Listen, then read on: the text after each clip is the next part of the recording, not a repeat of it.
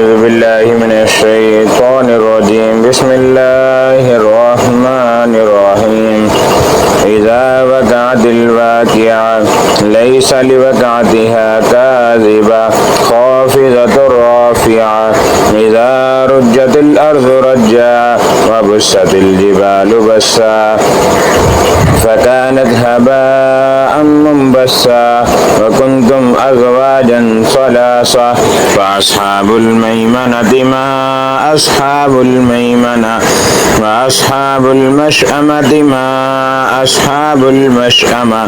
والسابقون السابقون أولئك المقربون في جنات النعيم ثلة من الأولين وقليل من الآخرين على سرر موزونة متكئين عليها متقابلين يطوف عليهم ولدان مخلدون بأكواب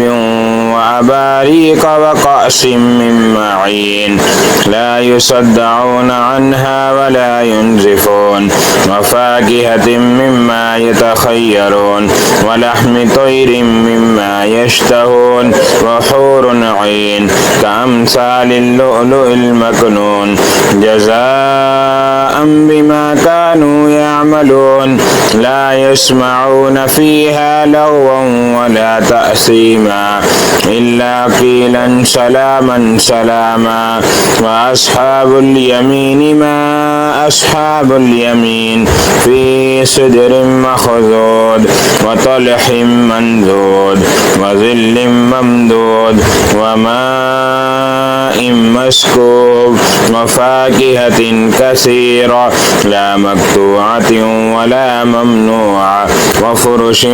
مرفوعة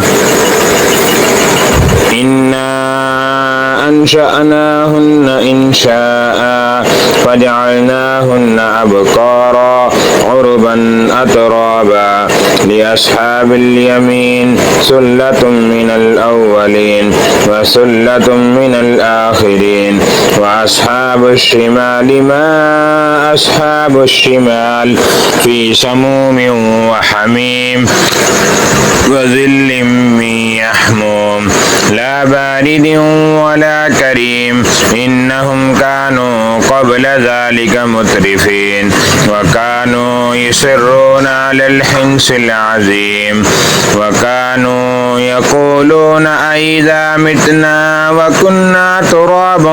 وعظاما أئنا لمبعوثون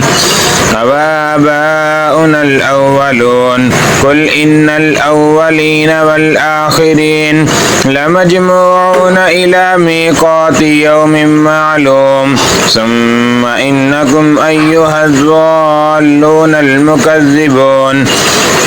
لآكلون من شجر من زقوم فمالئون منها البطون فشاربون عليه من الحميم فشاربون شرب الحيم هذا نزلهم يوم الدين نحن خلقناكم فلولا تصدقون أفرأيتم ما تمنون فأنتم تخلقونه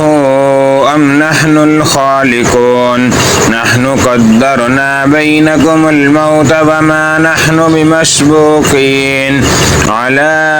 أن نبدل أمثالكم وننشئكم فيما لا تعلمون ولقد علمتم النشأة الأولى فلولا تذكرون أفرأيتم ما تحرثون أأنتم تزرعونه أم نحن الزارعون لو نشاء لجعلناه حطاما فظلتم تفكهون إنا لمغرمون بل نحن محرومون أفرأيتم الماء الذي تشربون أأنتم أنزلتموه من المزن أم نحن المنزلون لو نشاء جعلناه أجاجا فلولا تشكرون أفرأيتم النار التي تورون أأنتم أنشأتم شجرتها أم نحن المنشئون نحن نحن جعلناها تذكرة ومتاعا للمقوين فسبح باسم ربك العظيم فلا أقسم بمواقع النجوم فإنه لقسم لو تعلمون عظيم إنه لقرآن كريم في كتاب مكنون لا يمسه إلا المطهرون تنزيل من رب العالمين أفبهذا الحديث أنتم مدهنون وتجعلون رزقكم أنكم تكذبون فلولا إذا بلغت الحلقوم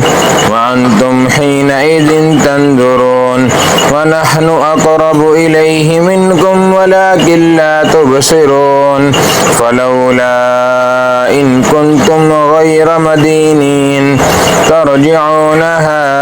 إن كنتم صادقين فأما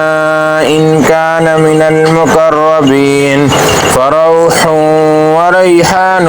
وجنة نعيم وأما إن كان من أصحاب اليمين فسلام لك من أصحاب اليمين